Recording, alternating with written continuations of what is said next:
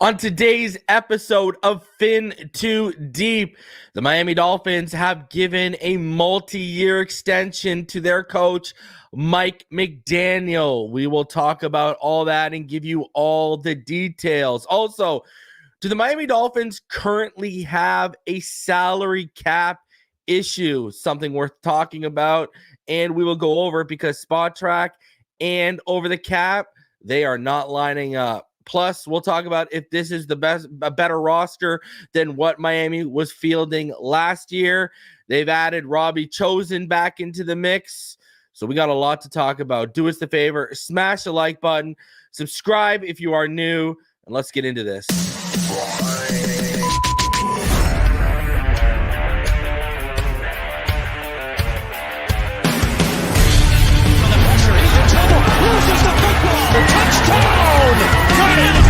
You have got to be kidding me.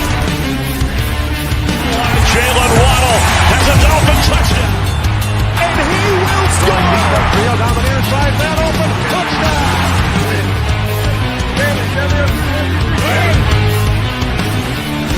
The run from Tua Tagovailoa. Touchdown. He's going deep. He's got it over the touchdown again.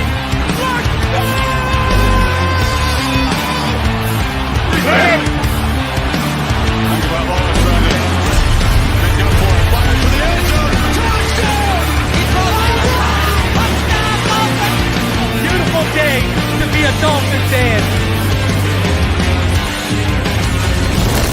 Let's go!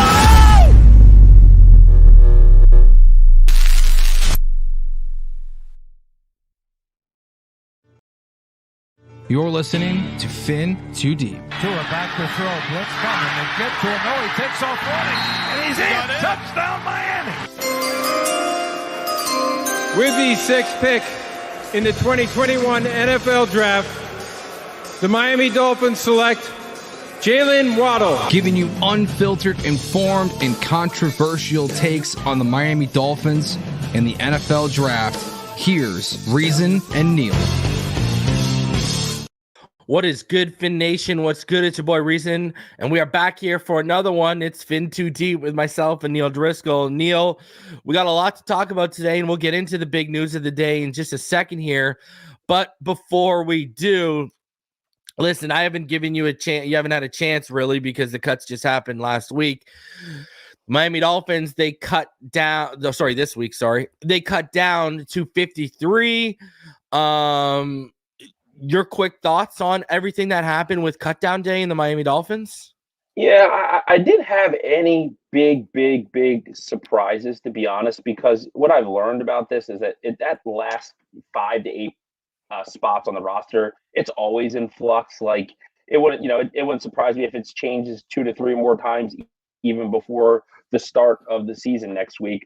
I was a little surprised, even though I do think it was the right move, that they pulled the trigger actually on releasing Nick Needle. And I like Nick Needle, but I think some of these young kids simply outperformed him. Storm Dunk making the team, I thought was great to see. He earned it. And for those who say that the preseason doesn't matter, Storm Dunk doesn't make the Miami Dolphins without a preseason, right? So there is relevance to it. And then obviously, all joking aside, because of the last name, I think Jack Driscoll's on par, better than both of our starting guards, and was a veteran. You think he's better than Robert Jones? I don't think he's far off, if not, but I definitely think he's better than Liam. I thought there was a spot for him on this team. I mean, Lester Cotton to me being on the team is a joke. And it might be one of those things that Jack Driscoll can find his way back here eventually, right? And that's kind of what I want to see, but nothing crazy. I was happy to see them add Dwayne Eskridge. He was a guy that I had a late second round grade on when it was at 2021 when he came out.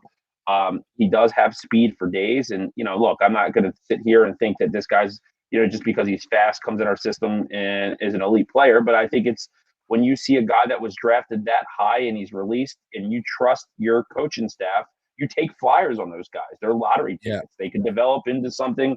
And then, so no big surprises. I was happy to see Channing Tindall lock it up. I was happy to see Storm Duck do it. I was happy to see them, Patrick McMorris do it. When you draft him in the 6th round, like this draft class is looking really, really good, right? Like all those guys made the roster. Like that's not a layup. 5th, 6th, 7th round picks don't just make your roster. They have to earn it. So all in all, I love the roster. There are a couple concerns that I have, but all in all, I'm ready for the season, man. I'm done talking about the person that, I'm ready to get Jacksonville. Week so one. you're not doom and gloom like all these people on X, right? I have never seen so many people on social media become so doom and gloom over cut down days, and it's not even like we cut like anyone big or meaningful or impactful. Everyone was just like, oh my God. Like I was shocked at the reaction to the cut down on social media. Really, I was. Well, you know why, man? Because like people get too attached to these players and they find these feel good stories, right? Like the good guy doesn't always win in life. That's just not how life works, right? Like, some people are fans of players because their significant others fed them information once, right? And then they, that their whole life on Twitter is putting that guy on a pedestal like he's Deion Sanders or something like that, right? Like it's one of those things like, no, man, like what matters for the Dolphins, and I've been telling people this all week about the concerns on the interior offensive line.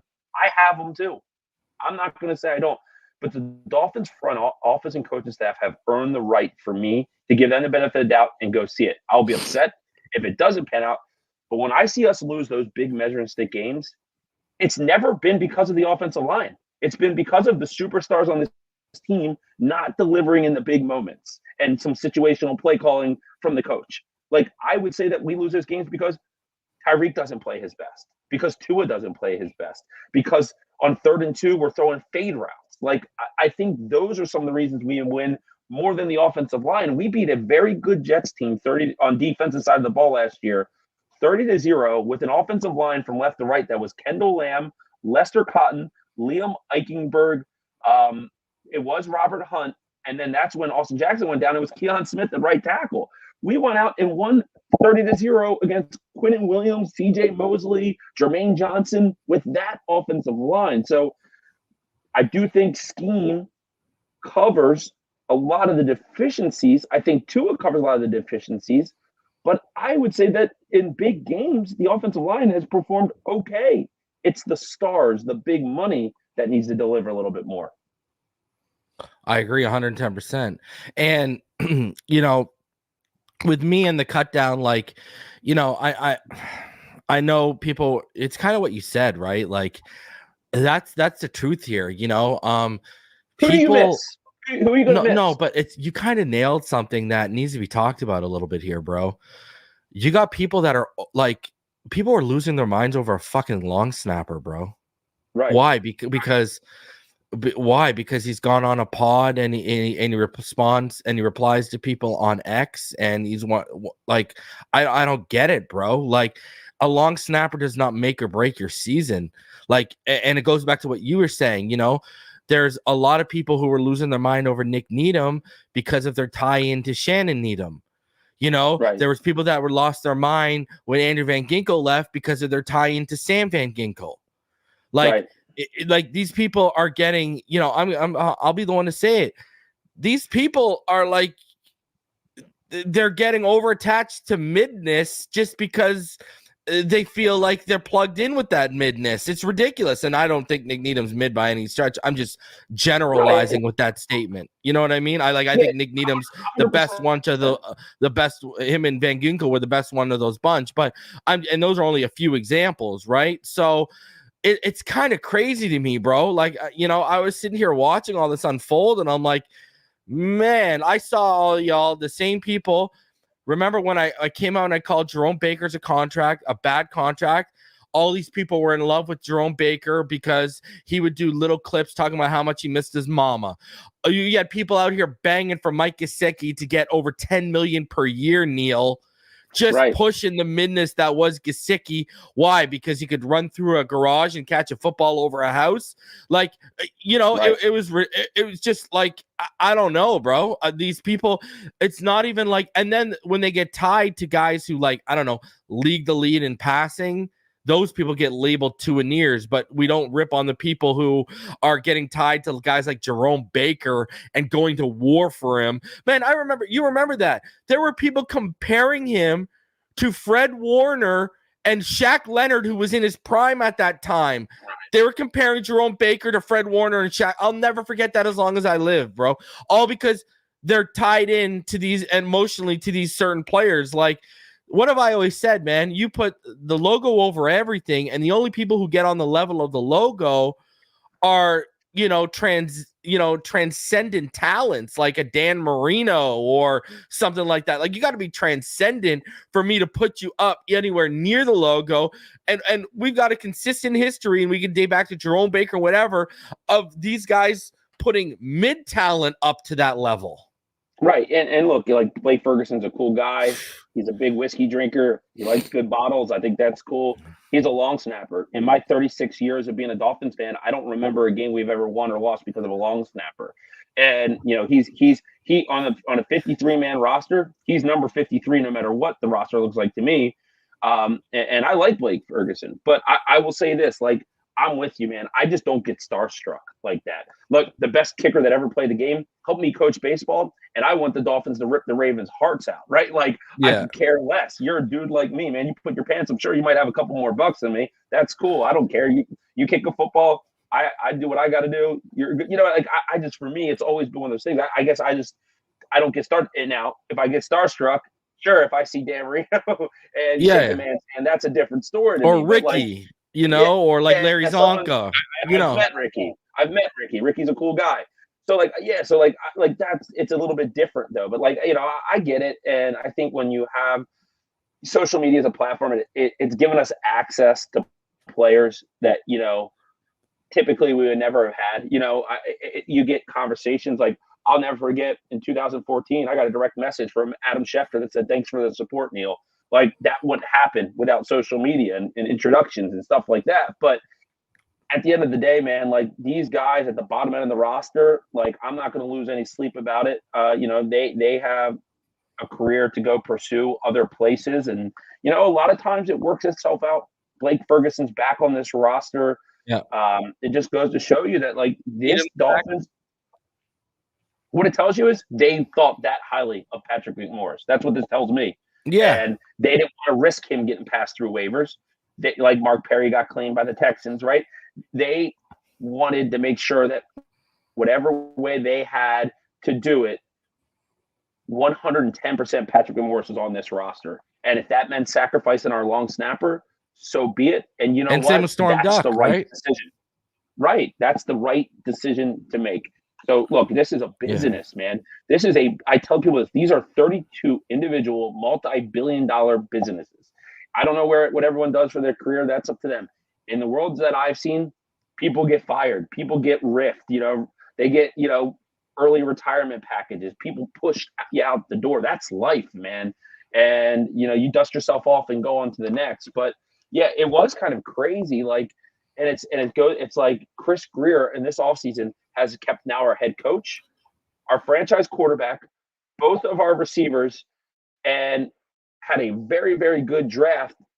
Yet he releases a couple of players that are fan favorites, and there's out with pitchforks on the guy. So it just the math doesn't math to me on some of those scenarios either. I agree, man. Hey, man, you started off. You said it, and you were right. You weren't wrong. So, hey, man, it is what it is. But cuts are down. Cuts are over. Now we're seeing certain, because it could only move 2 players to IR. Now Patrick McMorris has been moved to IR. That opened up a spot for them to bring back, Blake Ferguson and stuff too. And That's all it was, right? It's just, like you said, it's a business. They had to do housekeeping. That's all it came down to, right? So, but I will say this. Shout out to Blake Ferguson for being a team player. Right. Well, on the same point, I got to give Ferguson his due and say, man, you were a team player with us. Shout out to you for being a team player and playing along with the process. That takes respect to Blake Ferguson for that 110%. Right. And just because it doesn't come across your timeline doesn't mean it doesn't happen. You don't think the Dolphins and Blake Ferguson's representation and Blake had a conversation like, dude, we have to make a maneuver. This is nothing more than just it's not personal 24-hour thing. We're doing some roster shifting over the 24. You're here. You're our guy. We will rework that deal that you had originally, the 2-year extension. We'll get that back up. Like, we'll take care of you. We just need to do this little kind of gymnastics because we didn't plan that so many players were going to have to be leveraged on the IR or PUP list for us to get to this season. And, cheers to some of these young guys for going out in the preseason and earning roster spots. That's why we were in that predicament. So good for them. Good for Patrick. It's because, like what you said, bro, if Mark Perry is getting claimed, do we really think we would have held on to Patrick Morris and Storm Duck? Right. Jason Maitre worked out for the Giants. Did they sign him? I don't know if they signed him or not. Well, and as good as we think players are a lot of times, man, like, look, Nick Needham went unclaimed, right? Eric Uzakama went unclaimed. Yeah, unclaimed. Yeah. Right? Like, these guys, like, and we spend a lot of time because we are in this environment. This is the team we love. This is the team we watch. Dude, there are 75% of the people in the street don't even know who Eric Uzakama is. Yeah, it's true. You know what I mean? Like, and that's not bad. That doesn't make him a bad football player. Like, not most people know the 70th man on the Baltimore Ravens roster. You know what I mean? It's just there's a lot of personnel in these departments. You know, again, these are multi-billion-dollar businesses with 100 to 120 employees, counting scouts and stuff like that. Now, and if you want to count vendors and all that stuff, then it gets crazy. But these are multi-billion-dollar business with personnel at different levels. Like, this stuff happens all the time. Yeah. It's just more, we love football. We do it as a sport. Yeah. It's really a business. Yeah. And shout out RIP to the Goodrow brothers for sure. That was sad as hell. If anyone doesn't know, we're talking about Johnny Goodrow and his brother Matthew Goodrow. They were struck by a drunk driver last night. Rumors were swirling all over the internet because a medical examiner decided to share stuff in a group chat, and it ended up getting leaked out by someone in the group chat. That medical examiner is going to lose his job for sure. But it was confirmed this morning. Listen, when he left Calgary, I wanted him so bad in Pittsburgh on the wing of Sidney Crosby. Big fan of Johnny Hockey, played on Team USA. 31 years old, has a young child, married. Their sister is supposed to get married today. Like, man, so absolutely terrible stuff, man. Absolutely terrible stuff. Rest in peace to the Goodrow brothers, and like our sympathies to everyone affected by that. And just more proof that an Uber is a 2-second use of an app away. Right.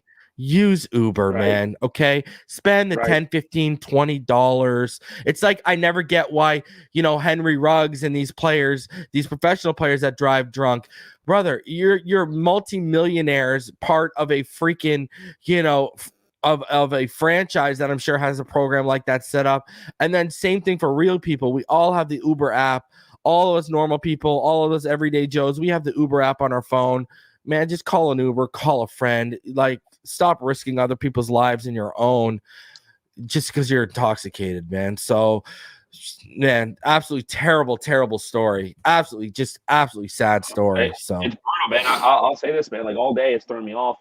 I don't know the guy, obviously, but a 31-year-old dad of 2, life is so fragile. You can't take anything for granted. Uber, Lyft.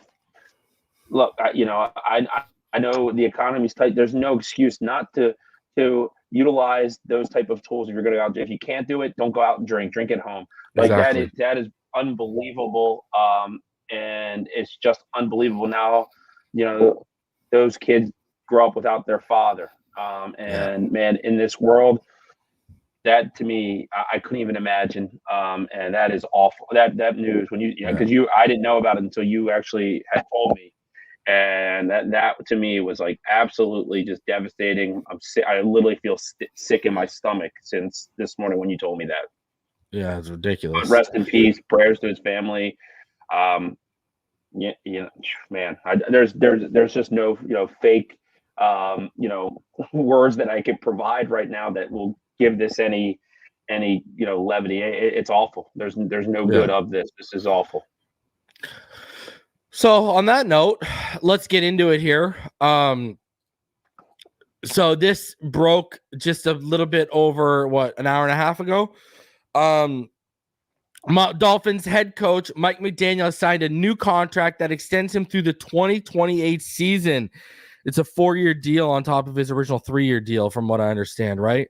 Under McDaniel, the Dolphins have had the top-ranked offense in the NFL in 2023, which was the first time since 94. They also had their first back-to-back playoff appearances in 2023. I'm told McDaniel has an especially strong working relationship with Chris Greer, Tom Garfinkel, and Cap Guru. Notice how Brandon Shore's starting to make his name into these type of stuff. It's a type of cohesive group that owner Steve Ross covets. Playoff wins are obviously the final piece of the puzzle, but the organization believes McDaniel is the coach to lead them there. So actually, I correct myself. It's a 3-year extension of McDaniel's original 4-year contract. All right. So he's now locked in through 2028 as the coach. We talked a little bit about this before we went live. We know he gets along with the players really well. The media pretty much loves him, right?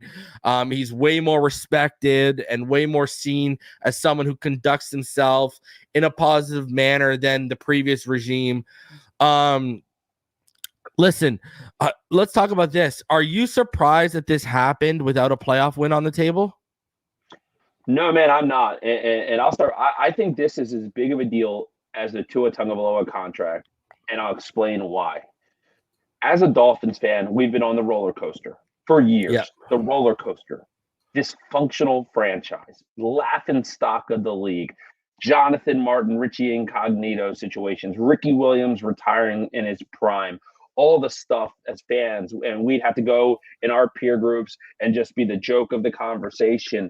This is unbelievable.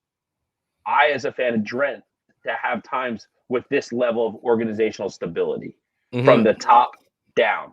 Ironically, in my power rankings of quarterbacks, Tua Tagovailoa ranks around 8th on my list.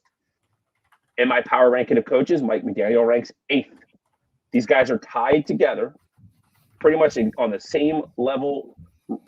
From my rankings, they're kind of on the same wavelength. They're here together for the same amount of time, and they have the ability to grow together. But for every Cam Cameron that we went through, for every what's the dude from the Packers that I wanted to Philbin. Joe Philbin. For every Adam Gase, every time we thought we had our next Don Shula, right? Which, newsflash, is never going to happen. Newsflash, I love Mike McDaniel. Probably won't go undefeated and win back-to-back Super Bowls. Hopefully, maybe. But this is a huge part. And when these type of things happen, right, the first thing is what everyone wants to gravitate is what he has not accomplished, right? Which is he hasn't won a playoff game. And that's fair. And that is on the table this year. That's in his face. But let's talk about what he has done, right? In 2 seasons, 2 playoff appearances, that's 100% batting average. Math's not my strong suit, but that's really good, right? What he also did is he took an organization that was nothing, that had been literally a shell of what it's been in the 70s and 80s. A lot of people don't know this. Up until 2000, the Dolphins were the winningest franchise in professional sports percentage-wise, not named the New York Yankees in all of sports, right? 20 years of being on the bottom feeder list will change that. But he went from us being bankrupt to being the apple of the NFL. Those report cards, we were one on everything. We are the destination players want to come from. Jalen Ramsey's forcing his way to Miami. Calais Campbell, Odell Beckham, they're playing for $1.8 million. They're choosing to say, I leave money on the table because I want to be a part of that. That's an amazing. What a recruiting tool to have him. He took a quarterback that was a generational quarterback coming out of Alabama that had been hit with a sledgehammer by the guy he was supposed to trust most. And I'm not going to get into a Brian Flores threat. Beaten down to nothing. What does coach come in here and do? Exactly what he said it did. He was going to put Tua Tagovailoa on a platform. Tua elevated. Tua is back-to-back top 5 statistical quarterback in football, getting better. And now he is the bona fide leader of this team, right? These are things that this guy has done. And let's not forget, he's architected the best offense in this league. Not one of them, number one. Right? Yeah. So, everything that Mike McDaniel has done, and I have my criticism. I'm on record as saying that I think he needs to be a better play caller in shortened situations, third and short, for sure. fourth and short. I think he's the best schematic coach as much as anyone. Kyle Shanahan, you name him. I think he needs to develop better as a play caller. Comes with time. Andy Reid wasn't great at it early either, right? These are the things. You pay people in life, if you're good at what you do, for what they're going to do in the future, not what they've done in the past. That's how you get ROI. Paying Tua's deal, Tua's last 2 seasons, which have been marvelous, that's his floor. He's going to be better. Paying Mike McDaniel, what he's done in the past, playoffs, showing up to the playoffs, that's in the past. Let's just say those playoffs, because we lost 2 playoff games with him, right? Yeah. In Buffalo, he took it down to the wire with Skylar Thompson, okay? And I know a lot of fans like Skylar Thompson. I'll say this. You can cut Skylar Thompson tomorrow, and I won't lose 1 ounce of sleep. Go get me Tyler Huntley. I could care less about Skylar Thompson. Yeah. Skylar Thompson is just a guy. He looked really good in that playoff game because your coach is really good, right? Yeah.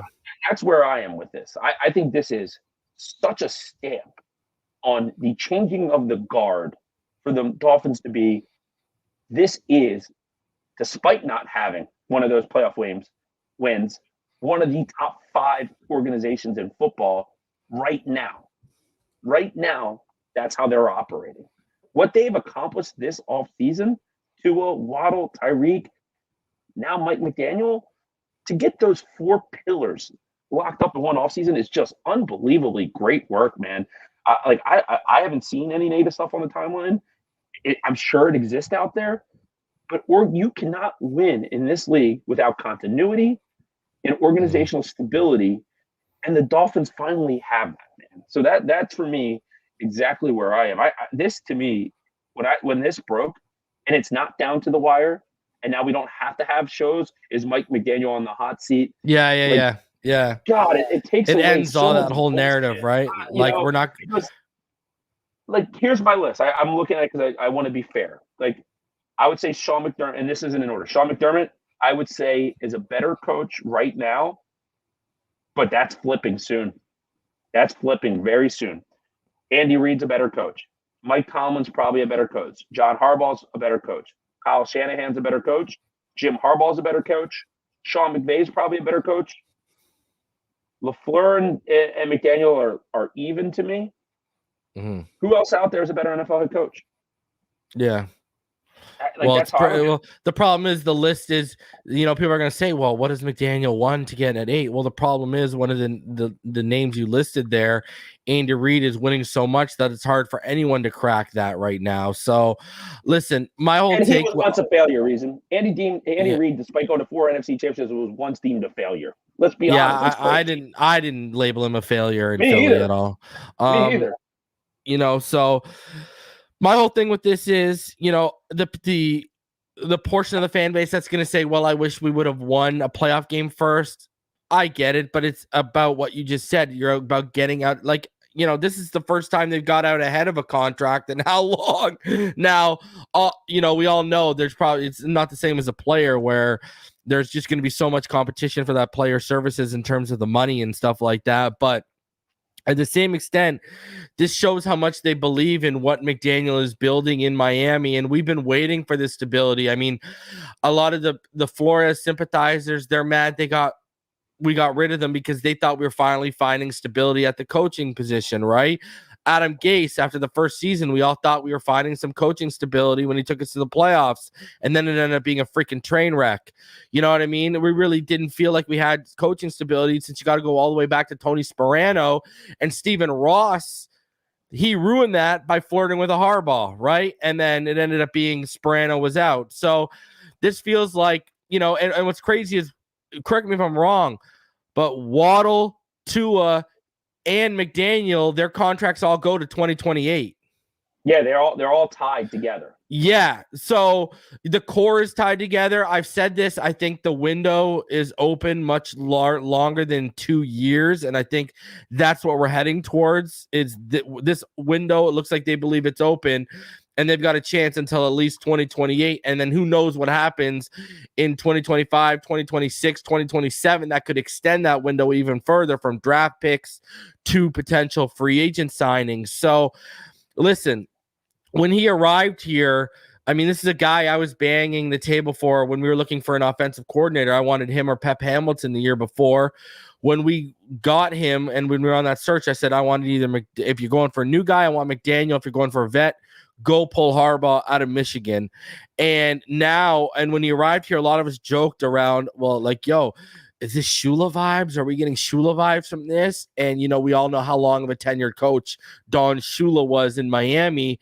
And, you know, you mentioned Mike Tomlin, you know, Marvin Lewis, you know, remember how long Marvin Lewis was in Cincinnati? You know, I want us to be back into that list where we have these long tenured coaches, not we're flipping every 3 or 4 years. We got a new guy coming in because then the roster's got to get turned over, you know, defensively because new minds get brought in, the scheme changes on both sides of the football, and it's just a total reboot. And now we have that continuity that you discussed, and it's just so key to not only just winning but having a respected organization in the NFL. And you can see the level of respect from the quarterback position to the coaching position. We are starting to climb those lists. And McDaniel, I mean, I'm just, you know, they rewarded him for really turning around. And, you know, not many people can come in and say, hey, I can fix that problem. I can fix that kid, show you a whole bunch of all 22 and say, see, this is why he's a perfect fit. And then, brother, and then you look right as rain when it's all said and done. Like he looks like a genius just based off of what he promised and how he delivered on Tua, let alone what he promised and what he's delivered with offensively. I mean, like, we could go beyond Tua. Look at, he has gotten competent play at times out of Liam Eichenberg, which we all thought was impossible. He's turned on. Austin Jackson got paid because Mike McDaniel and his staff came in and corrected the situation. You know what I mean? So, like, and another thing too, up all the way up to Greer. We know what Greer's philosophy was on running backs. Back-to-back years, he's drafted Achane in the 3rd round, and then he traded up to draft Jalen Wright. They've totally flipped Chris Greer's approach on running backs. Like, he has literally come in and changed the foundation of this organization, and it seems like it's only going to get better because the crazy thing is, Neal, he's only 2 years deep as a head coach. He's still learning. He's still learning how to win. He's still learning what to do in those 3rd and 4th down situations you brought up. He's still learning when to run, when to pass, when we're inside the red zone, inside 10 yards. And he's already changed the foundation for the better this much. So how much better and how more solid and how much more stable is that foundation going to be in year 5, in year 6 of Mike McDaniel, when he's learned even more as a head coach as the game has come to him? So, I mean, I can't say I'm excited about the future of this team under Mike McDaniel. And I think another thing it does too, and that you got to give respect to Greer and Garfinkel for, is they're not putting Mike McDaniel understands the pressure of winning the first playoff game in 24 years. That's needed. But they're not adding any more pressure on top of that in the sense of, hey, well, if you don't win that first playoff game in 24 years, you're out, brother, and you're on the hot seat. They're not adding more additional pressure to the pressure that Mike McDaniel already understands is upon him and the team's shoulders. Well, here's what's funny, man. So I did a radio spot here on CBS Radio this week, just giving a Dolphins season discussion. And they know, I feed all these guys the draft stuff and all that stuff. So the last question they asked me is, all right, so who's Miami's first round pick 2025 NFL draft? The guy goes, they got to go offensive line, right? I was like, nope. If I had to put money on it today, Emeka Egbuka, wide receiver, Ohio State. And the guy's like, wait, what? They just paid Tyreek and Jalen Waddle. I'm like, yeah, you're not paying attention. Mike McDaniel, he's going to eventually, because he got Jalen Wright this year, pounded the table, a guy too good to fall. Mike McDaniel has never in the draft since he's been here got a guy that he probably wanted. I would say that they like that number 3 receiver, and I like Malik Washington. I think he's going to be a really good football player. But we can all agree, like the Beckhams, the Berrioses, they're kind of like Band-Aids on the position. Like I just thought that like McDaniel would get another fast receiver for this offense. And if I had a bet today, that's what I think would happen. I think they would look to get a receiver with speed. That's what they like, and just continue to challenge the narrative that you can't just win with speed. And I think Mike they were McDaniel, looking to move up for Rome Odunze, but right. they were calling teams just outside the top 10 to see what it would cost to move up, because they felt if Rome Odunze made it past the Bears, they could make a move up there. God, can you imagine? Because I like Rome Odunze, and he would have been awesome here. Because would Tyreek have his extension if they would have drafted Rome Odunze? I think so, actually, probably, because then they would have Odunze on a rookie deal.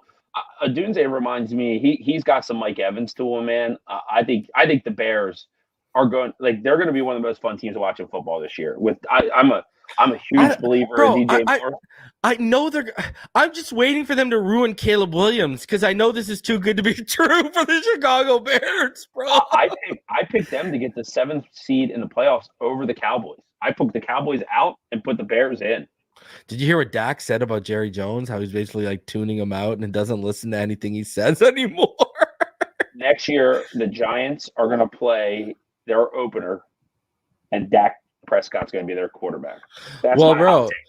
On ESPN today, they were talking about after one game against North Dakota State, they were talking about how Shedeur Sanders is going to be the starter in Dallas next year for the Cowboys. You know what? I buy that. I buy that for $1. Jerry Jones loves his old players. Dion. And he gets what he wants. And they wouldn't be in chance. But if, say they did this, they worked a trade out with the Giants. Dak gets traded to the Giants. Jerry has to jump a few spots up to go get. I could totally see it. And, man, that'd be pretty good cinema on draft day. I got to be honest. That'd be hilarious. But just to wrap up this Mike McDaniel thing for a second here. Now, obviously, coaches are a little different. We don't get financial terms. Like last year when we found out how much Fangio was like the top paid coordinator, that was like a rarity, right? We don't really usually get and that's another thing, bro.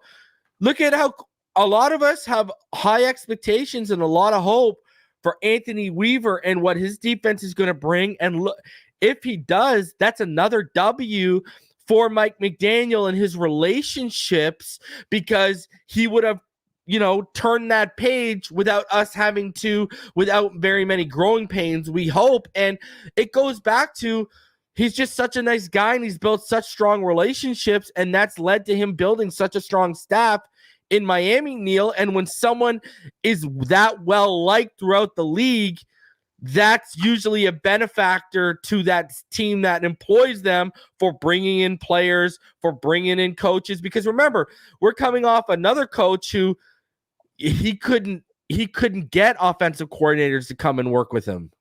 Right. And if we look, so 11-6 last season, and everyone says, the narrative is, and I agree with it to an extent, you pissed away the division, you let the Bills go take it, and same old Dolphins, you lost in the playoffs.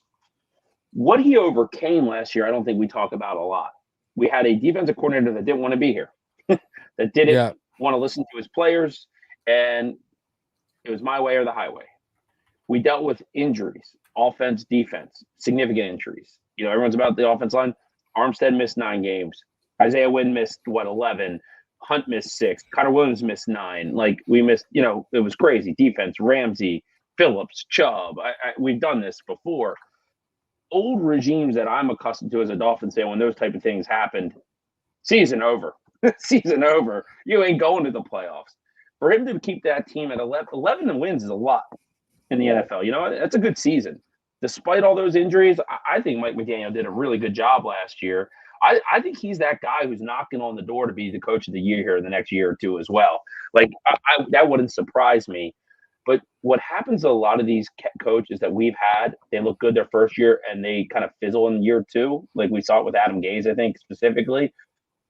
Mike McDaniel got better from year 2 to year 1. And if he can continue those leaps, this is such a good. And I do think it's interesting that as much data is out there, coaches pay usually is something we don't have access to. But I'll say I'm pretty sure that Mike McDaniel is not going to be dining on ramen noodles tonight. I think he's going to be all right, even though I do like ramen noodles. They got me through college, so I definitely like them. But no, I think Mike, and his family right now are probably he takes it. He is the type of guy, at least from what I've seen, that I think will have a deep appreciation for this. Like, to get this done, the timing is great. The season started. It shows a lot of faith in him, the way they did this. A guy who's had his past, I think there's some reflection going on. Like, man, this is my dream. And that's cool to see, man. I'm a big fan of watching people achieve that. And Mike McDaniel, I think it's a really cool story to see come full circle. Well, think about this, right? Mike McDaniel, Dave Wannstedt, and Don Shula are the only Dolphins coaches to reach the playoffs in each of their first 2 years with the team. Right. And wants that inherited Jimmy Johnson's machine, right? Like, it was a machine. And we saw how quickly it started to fall apart, right? We saw how quickly. That defense was so good with our man Bowens, who's going up in the Ring of Honor, JT, Zach, Brock Marion, Madison Surtain. You know, God, man, Robert Jones is a linebacker, Daryl Gardner, Trace Armstrong. Those teams, man, those were awesome defenses. Some of the most fun. Derek Rogers, the Arkansas linebacker. Yeah.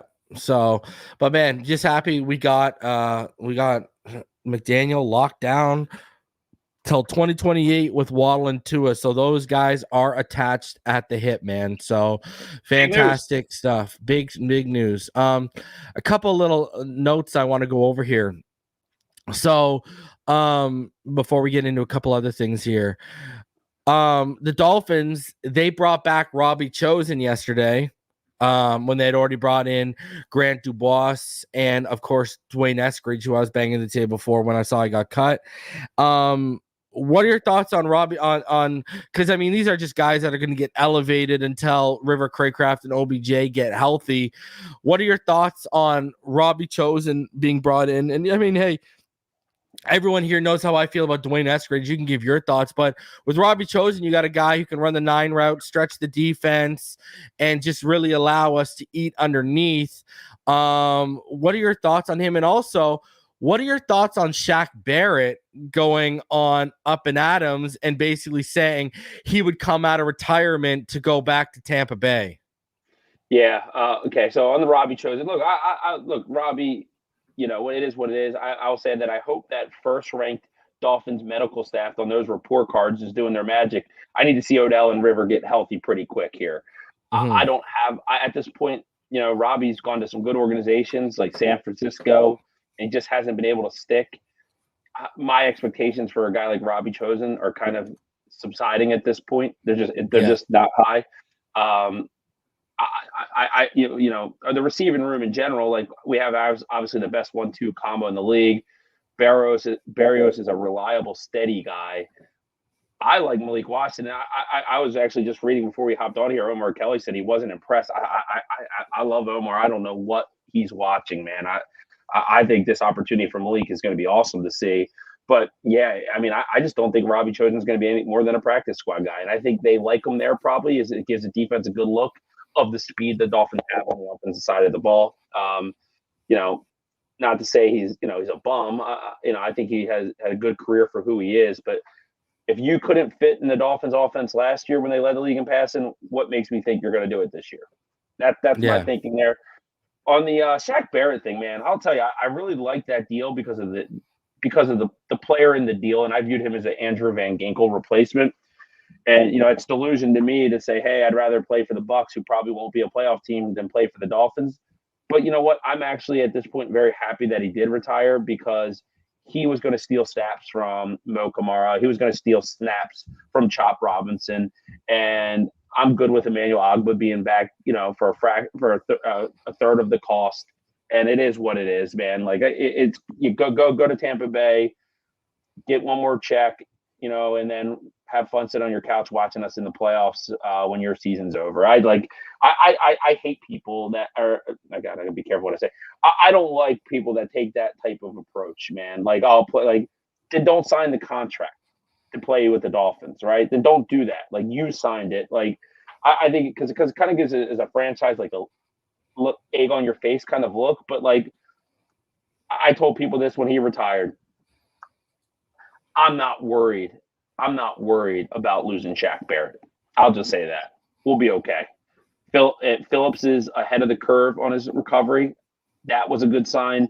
Give me Phillips, Chop, Mo, and then Agba, and then Chubb when he gets back, and sayonara to Shaq Barrett. Whatever. Yeah, No, whatever. I don't know. It was corny to see him up there. To be honest with you, talking like that. To be honest with you, that's the word that came to my mind. I'm like, this is just corny, man. Like, and he's joking around, laughing about it, and it's kind of like, why even bother, man? Like, just like, oh, I don't want to talk about it. I don't want to, like, I don't know, man. You kind of like, people were trying to label OBJ as a guy who was coming here to get a paycheck. I don't believe that whatsoever, because OBJ, not all of his money is guaranteed, right? So he's got to play, right? With a guy like Shaq Barrett, he was clearly here just to get a paycheck, nothing more. Shout out to KC. He says, glad your show got pushed back to today, so I get on my birthday. Happy birthday to you, sir. God's Child says, Neal, a stud, but football is the ultimate team sport. Brad Martin, he donated five memberships. Shout out to Brad Martin for expanding the community. And Coach AJ says, fantasy question, do you guys like Achane as running back too? Yeah. I think it's going to be, because he offers you the receiving upside, but I think it's going to be the Achane and Jalen Wright show by the end of the year. That's what I think. Because, I mean, Jalen Wright is so good. That's my takeaway from the preseason. Anthony Weaver, love where the defense is heading. Number 2 takeaway, Jalen Wright is so good.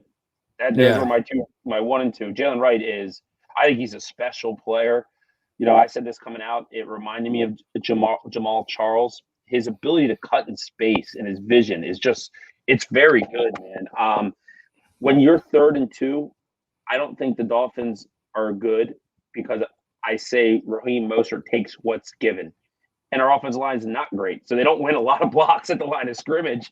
And the difference between a guy like Jalen Wright is he's a creator. He creates yards. And I do think that you're 100% on. I think Jalen Wright's going to just be too good. They're going to give him a carry in the 3rd quarter of a game, and they're up by a touchdown or 2, and he's going to take a 40-yard house call. And then they'll do that same situation again a week later. Then Mike McDaniel's going to look in the mirror and be like, all right. It's time to pull the trigger here. And that's with all due respect for Raheem Mostert, because I think he has a very important role here. Because as much criticism as I've given Mostert, who I really like, by the way, the guy is great at finding the end zone, and that's what matters most in football. I would love to see a world where, to keep Raheem Mostert fresh in those goal line situations, you're doing your damage down the field with Achane and Jalen Wright. Because I will say that I think he's our best touchdown producer at the position is Raheem Mostert. The guy had 21 touchdowns last year, right? So you can't take that away from him. But like Jalen Wright, whoa, man, what a fun! He ain't getting 21 touchdowns this year. He's gonna have touches taken away for sure. He's definitely not. Yeah, you're 100% right. Yeah, and I think Tua breaks 30 touchdowns, and I think Tua breaks 30 touchdown passes this year too. So that's not gonna help his chances either, right?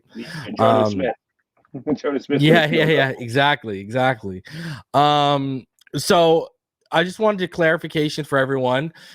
Did the Miami Dolphins have a salary cap issue? Because Over the Cap says we got $8 million under. We're $8 million under the cap, while Spot Track says we're 27 under the cap right now. Yeah, so you've probably seen on the timeline, I've been exchanging a couple messages with Barry Jackson, and we've been talking about it because we both registered that we never saw the $13.7 million that shook free because of Tyreek Hill ever hit on Over the Cap or Spot Track. Mm-hmm. And it's important to define what these guys are, right? These are not sites that are run by the NFL, right? They're not using official numbers from the NFL. They're using data that they get secondhand. They're compiling that data and they're putting it on a website for public view for no charge, right? So it's a great resource. I love both tools. Typically, their alignment, it's one of them. I think it's Spot Track.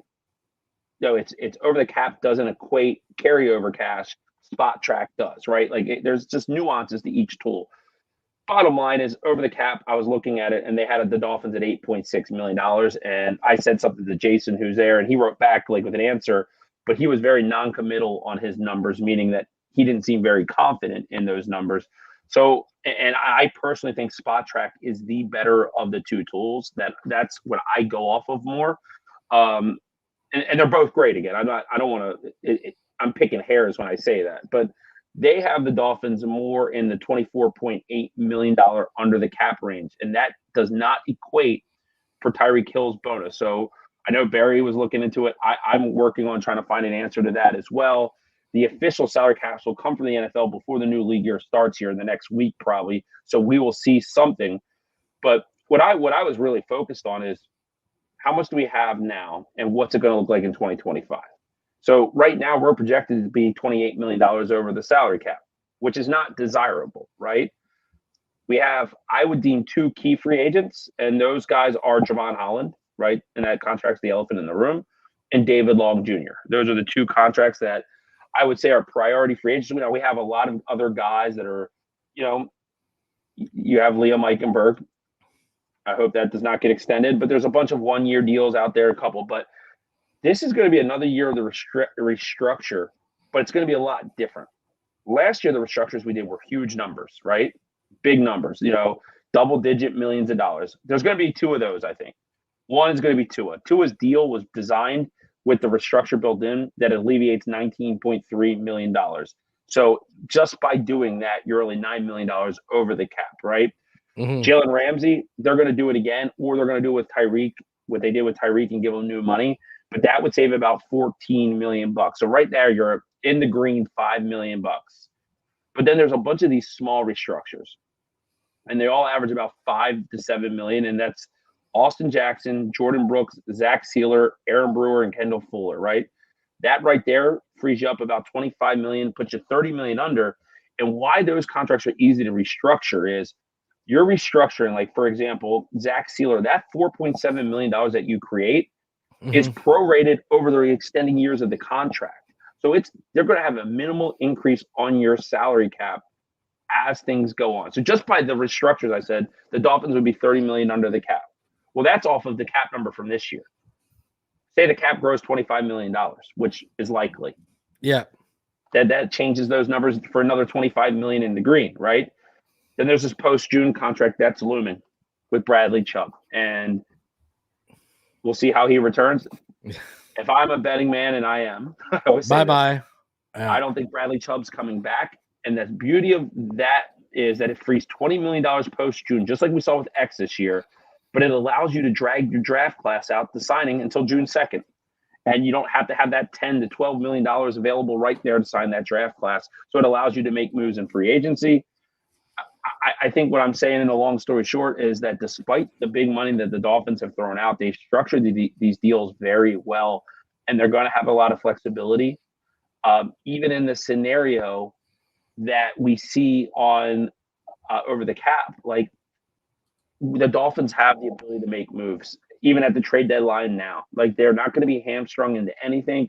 They could go all in and make a big splash. I think they will make a trade on the defensive line. If I had to guess, before week 10 or whatever that is now, the trade deadline. But like the Dolphins actually are in a pretty damn good salary cap, and we were all blown away by the cap increase this year.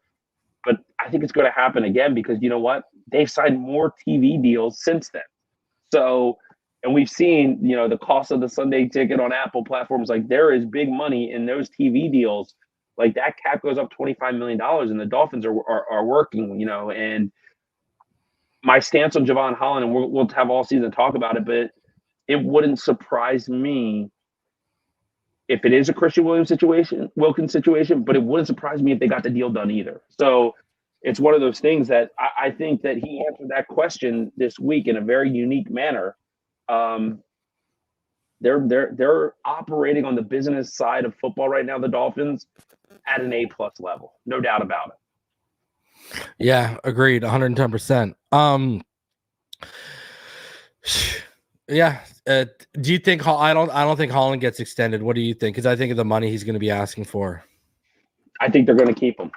Here's why. Because I think because the cap's going to go up so much, I think they're waiting to see how that works. And if the cap goes up $25 million, because think about it this way. Say they're $50 million under the cap. because it's not about what the AAV is, it's how the deal's structured. Like we said, Yeah. his cap next year could be 10 million, right? And Yeah. so they could find a way to make it work, because what I do think is then you'll see Bradley Chubb's deal kind of coming off the books. Now I had heard that the Dolphins are aware that Calais Campbell is turning 39 years old, and that they have done a lot of early homework on defensive linemen coming up in this draft. So I mentioned one name last week, which was TJ Sanders and his counterpart Tonka Hemingway on the defensive line for South Carolina. I've heard that they were enamored, was the word I heard specifically, on Kenneth Grant from Michigan, who's 6'3", 339, and a better athlete than some wide receivers in this league. So keep an eye on some of those type of players. I think the Dolphins are going to do a lot of due diligence this year, and I think Anthony Weaver got his edges last year with Chop and Mo. I think the Dolphins in next year's draft, and we're getting way ahead of the ball here, but I think they're going to get 2 defensive tackles. I think they're going to get a true zero tech, a guy like Kenneth Grant, maybe Nazir Stackhouse, a guy from Georgia, and then they're going to get a guy that can play 3-5, like we saw with Wilkins, and a guy like TJ Sanders would make a lot of sense there. The Dante Corleone from there's just a lot of good ones. So I'm interested to see how that's going to work, man, because what as excited as I am for this season, I am telling people this, and I don't want to get crucified, but I think the Dolphins are going to win the division this year. I do. I just say I'm always ahead of my expectations a year earlier than they actually hit. I actually think the best version of this current Miami Dolphins team, especially if they can keep Javon Holland, is what they can do with 10 draft picks next year heading into the next season. But all they got to do is catch light in the bottle. This team is dangerous enough to make a run this year as well. So I don't want to – I'm excited, and it's going to be a fun couple, up until 2028, things look really – the forecast looks pretty damn good. Blue sky in Miami. So, yeah, it does. It does. I'll tell you, this is a lot better than when we first started the forefront of our podcast together, man. We were dealing with some dark days as Dolphin fans. Our podcast was about Deshaun Watson, about Brian Flores, about losing, about missing playoffs. Life has changed a lot for the better as a Dolphins fan, and our coach who got paid today is one of the main straws that stir the drink there. Any final thoughts before we get out of here, bro? Yeah, I haven't heard a lot about this, and it's for me, a lot of people are sleeping on Jalen Ramsey, I think, in this defense. If you watch how the Ravens deployed Kyle Hamilton, and I think you're going to see a lot of that here in Miami with Jalen Ramsey. Ramsey's a superior athlete. He's a better football player. He has better instincts. He's got better speed. He's got better range. He's got better ball skills than Kyle Hamilton. All those things are true. And no disrespect, Kyle Hamilton's top 2-3 safeties in the game. So love him, right? If you want to throw a little bucks and take a lottery ticket on, go take $10, $20, put it on Jalen Ramsey to win Defensive Player of the Year. See if that makes you anything. That's my hot take. We got over 450 people watching live exclusively on YouTube right now. Appreciate all of you coming in for this little bit a midday matinee, this lunchtime with Reason and Neal. Appreciate all of you coming through. Now I know quickly here, were you shocked that they added Tim Boyle instead of maybe waiting and adding a guy like Tyler Huntley, or do you think it's because they want to continue the development of Skylar that they didn't go out and get a Huntley, even though apparently they inquired about a trade? Yeah, look, Tim Boyle is awful. Terrible. He's one of the worst quarterbacks. How did you go out and find a downgrade from Mike White? You deserve a round of applause just for that. But I still don't know if things are set. I still think the Dolphins will make moves. If Tyler Huntley, who's from the area, wants to play in Miami, the Dolphins would be foolish to navigate it. And I'm on record to say this. I know he's a better football player than Skylar Thompson. Yeah. And I know that he made the Pro Bowl, and it was a participation award that 7 people set out. All that. What I know is that when Lamar Jackson was hurt, he carried his team to the playoffs. I know that in a playoff game where the Ravens had no business being in it, he went wire to wire with Joe Burrow. And it was his fumble that Sam Hubbard took 98 yards the other way.